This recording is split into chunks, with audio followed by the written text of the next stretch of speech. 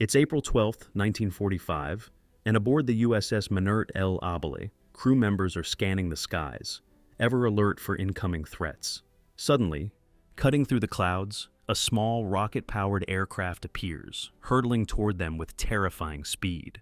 But this isn't just any plane. It's the Yokosuka MXY-7 Ohka, a kamikaze weapon designed by Japan with one grim purpose: to sink American ships at any cost, even the pilot's life. With its 3 rocket engines pushing it to a blistering 600 miles per hour, the Ohka closed in on the destroyer faster than anyone could react. It was nearly unstoppable, and within minutes, it hit its target, ripping the USS Mannert L in half and sending it to the ocean floor. The attack claimed nearly 80 sailors' lives, a devastating reminder of the fearsome and relentless power of this airborne weapon. The Ohka wasn't just a plane, it was an instrument of terror, a flying bomb engineered to evoke dread. Throughout history, certain aircraft have been designed not only to dominate the skies, but to strike fear deep into the hearts of their enemies. These machines pushed the limits of technology, each one more formidable than the last.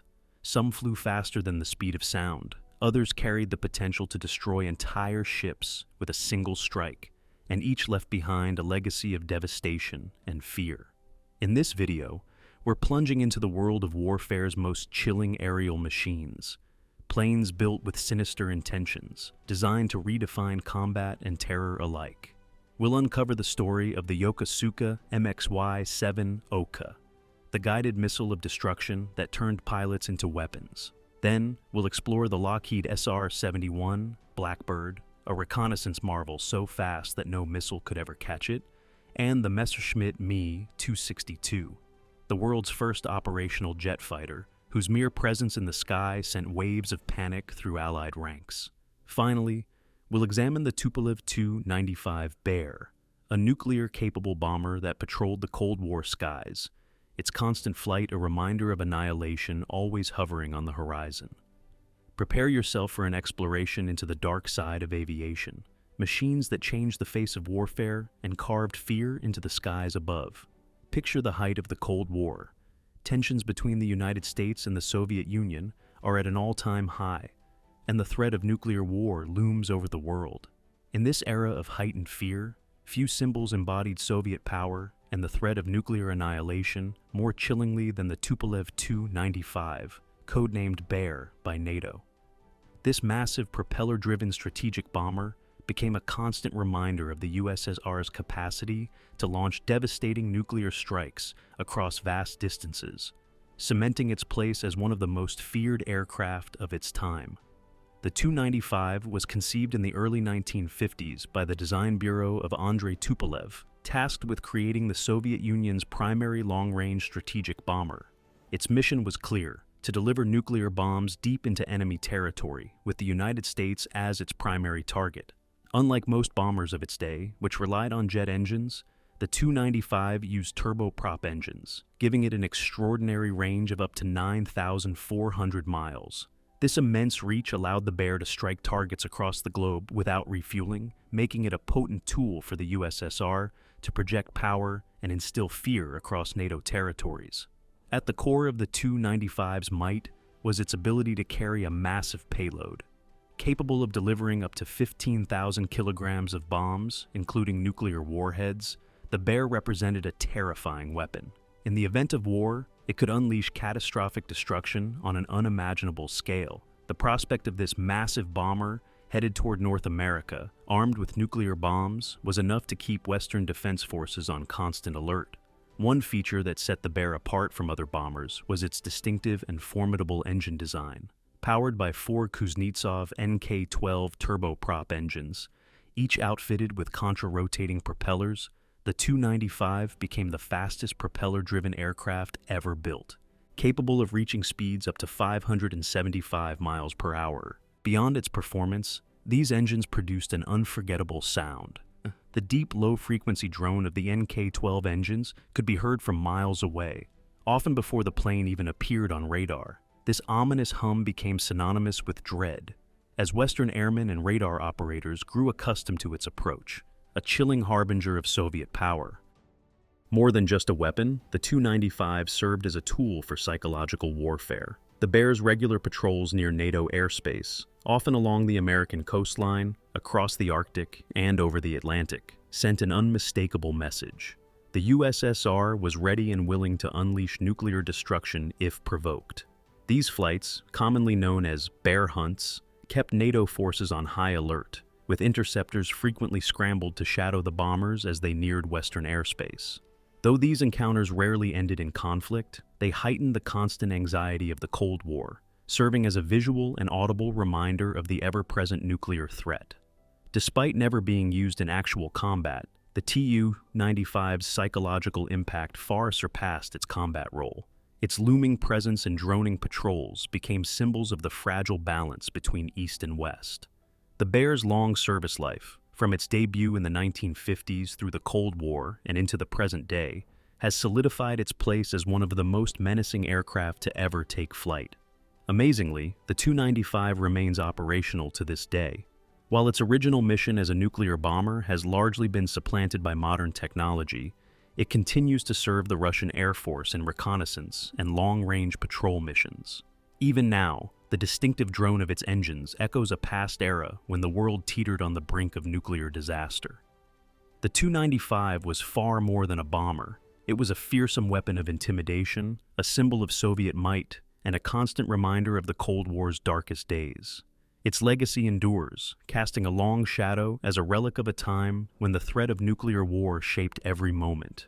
In the closing years of World War II, an aircraft emerged that would forever change the face of aerial combat. This was the Messerschmitt Me-262, the world's first operational jet-powered fighter, a machine so advanced it appeared to come from the future, outclassing anything the Allies had in the sky. With unprecedented speed and devastating firepower, the Me-262 struck terror into Allied pilots, marking a leap forward that heralded the dawn of the jet age. Yet, despite its groundbreaking capabilities, the Me-262 arrived too late to alter the war's course. Its legacy as both a technological marvel and a symbol of Nazi Germany's final, desperate bid for control endures. By 1904, Germany was losing ground. Allied bombers decimated its cities, factories, and military strongholds, and the Luftwaffe struggled to defend its skies. In the midst of this crisis, the Me-262 emerged as a glimmer of hope. Designed as an interceptor to take down Allied bombers, it promised to reclaim the skies. Powered by twin Junkers Jumo 04 engines, the Me-262 boasted a speed advantage that left propeller-driven planes far behind. The Me-262 was originally intended to be a pure fighter, designed solely for intercepting and destroying the Allied bombers, wreaking havoc on Germany's infrastructure. However, its development faced numerous delays, compounded by technical issues and, notably, by Hitler's insistence on modifying it into a fighter bomber. This deviation from its intended role slowed its progress, and by the time the Me-262 was combat-ready in mid-1944, the war was slipping beyond Germany's grasp. Nevertheless, the jet fighter's arrival hinted at the future of air warfare, a future in which jet propulsion would reign supreme. The Me-262's appearance alone was unlike anything the world had seen. Its sleek, swept-back wings and streamlined fuselage made it look every bit the part of an aircraft from the next era. Its true power, however, lay in its speed. With its twin Jumo 04 turbojet engines, the Me-262 could reach a top speed of over 540 miles per hour, 870 kilometers per h, nearly 200 miles per hour faster than the finest Allied fighters of the time, such as the P-51 Mustang and the Supermarine Spitfire. This speed made the Me-262 a near-invincible predator in the air, able to outmaneuver and outrun almost any enemy aircraft it encountered. Its armament was equally formidable. Equipped with 430mm Mk-108 cannons, the Me-262 could obliterate Allied bombers with just a few well-placed shots. It also had the capability to carry R-4M rockets, which allowed it to devastate bomber formations with a single pass. In the hands of a skilled pilot, the Me-262 was a fearsome weapon, capable of downing multiple bombers before Allied crews even had time to react. Yet, despite its formidable capabilities, the Me-262 was not without its challenges. Its jet engines, while revolutionary, were fragile. The early Jumo 04s required careful handling, and had a short operational lifespan, often necessitating constant maintenance. Additionally, the Me-262's high speed made takeoffs and landings difficult, resulting in numerous accidents. Despite these issues, the jet's technological advances paved the way for the jet-powered aircraft that would come to dominate post-war aviation. When the Me-262 made its combat debut, it took the Allies by surprise. Many Luftwaffe pilots, including experienced aces like Adolf Galland, quickly learned to leverage the jet's unmatched speed. Galland, who flew the Me-262 himself, famously called it a war-winning weapon, if only it had been introduced earlier and in sufficient numbers. For Allied pilots, encountering the Me-262 was a dreaded experience. Its ability to dive into bomber formations, wreak havoc, and vanish before escorts could respond made it a formidable opponent. The jet's presence forced Allied commanders to alter their strategies. U.S. 8th Air Force Commander General Jimmy Doolittle, for instance, ordered his fighters to target Me-262s on the ground, recognizing the difficulty of engaging them in the air. But while the Me-262's capabilities were terrifying, its overall impact on the war was limited. Its late arrival, coupled with production setbacks and a shortage of trained jet pilots, meant it never flew in numbers large enough to shift the balance of power. Allied bombing campaigns that targeted fuel supplies and airfields further hindered the jet's operational reach. Many Me-262s were destroyed on the ground before they even had a chance to take off. Several factors contributed to the Me-262's inability to change the course of the war. The most significant were production delays. By 1944, Germany's war infrastructure was stretched to its breaking point, with factories bombed out and material supplies running low. The Me-262's advanced technology required skilled labor and resources that were increasingly scarce. Hitler's insistence on adapting the jet into a fighter bomber further delayed its introduction, diverting it from its primary role as an interceptor. Lastly, the Jumo 04 engines, though innovative, suffered from mechanical issues that reduced the aircraft's reliability. Ultimately, the Me-262 was a glimpse into the future of aviation that arrived too late to make a decisive difference. Yet, its technological advancements, the jet propulsion, sleek design, and powerful armament set the stage for the jet age. Many post-war aircraft drew inspiration from the Me-262, cementing its legacy as a pioneer. Today, the Messerschmitt Me-262 is remembered not only as the world's first operational jet fighter, but also as a symbol of how technological breakthroughs, while remarkable, can fall short without timing on their side. To the Allied pilots who faced it, the Me-262 was a formidable adversary, a plane that seemed otherworldly in both speed and power. And although it couldn't save Nazi Germany, its role as a jet aviation trailblazer remains undisputed. Aircraft number 2, Lockheed SR-71. Blackbird, the untouchable spy in the sky. In the intense world of Cold War espionage, few aircraft inspired as much awe and fear as the Lockheed SR-71. Blackbird. Unlike traditional military planes, it carried no bombs or missiles. Its true weapon was intelligence. Built to gather information from enemy territories at speeds and altitudes that were virtually unreachable, the SR-71 was a marvel of engineering, revolutionizing aerial reconnaissance and striking fear into adversaries who knew they couldn't shoot it down or halt the flow of secrets it carried back. The SR-71. Blackbird, developed by Lockheed's Skunk Works under the leadership of Clarence Kelly Johnson, was designed to fly faster and higher than any other aircraft in existence. Powered by two Pratt & Whitney J58 engines, the Blackbird could reach speeds over Mach 3, more than 2,000 mph, at altitudes approaching 85,000 feet.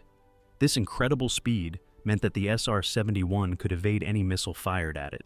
Its defense was straightforward. When enemy radar locked on, the pilot simply hit the throttle and accelerated out of harm's way. Nothing could catch it. Yet, speed was just one of the Blackbird's many advantages. It featured an advanced stealth design that was decades ahead of its time. Built with a radar-absorbent body and angular surfaces, the Blackbird minimized its radar signature, making detection significantly harder. Its titanium skin, specially engineered to withstand temperatures exceeding 500 degrees Fahrenheit at Mach 3 speeds, was a further testament to the aircraft's innovation.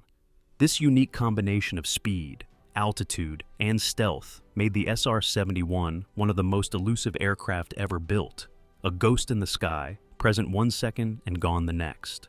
During its operational life, the SR-71 flew countless missions over hostile territories, gathering critical intelligence throughout the Cold War. Its reputation as an untouchable spy plane was solidified by a remarkable statistic. Despite over 4,000 missiles fired at SR-71s, not a single one was ever shot down. This legacy of elusiveness secured the Blackbird's status as a marvel in reconnaissance and evasion. One mission in particular highlights the SR-71's unparalleled capabilities. In 1974, during the Yom Kippur War, an SR-71 was dispatched to gather intelligence over the Middle East. In just hours, it collected critical data across the entire region, flying at unmatched speeds over hostile territory while easily evading missile fire. The intelligence gathered during this mission was invaluable to U.S. decision-makers, providing them with real-time insights into the conflict's developments. Another well-known operation took place along the Demilitarized Zone, DMZ, over North Korea, where the SR-71 routinely conducted reconnaissance flights. Soviet-made missiles fired by North Korean defenses aimed to bring it down, yet the Blackbird always outran them.